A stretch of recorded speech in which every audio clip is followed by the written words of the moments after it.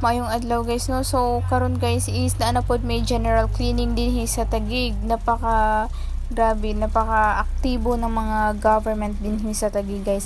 Pero kaluoy lang pod kaayo kay kanang mga nagkuhag basura, kanang mga nagbuhat og basura ug kanang nakapayong nga itom, iyang kariton kay nakarga din sa taas sa truck.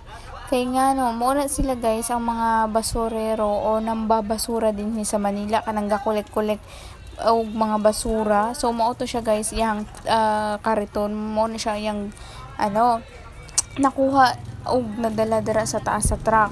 So syempre maulang na ilang panginabuhian din sa Manila kana magkuha sila mga basura para walang mabuhi sila sa ingana nga paraan. So luoy pud kaayo sila no, as in, pero napaka lang talaga ng government ng Taguig. Hangang-hanga ako sa kanila kasi kumbaga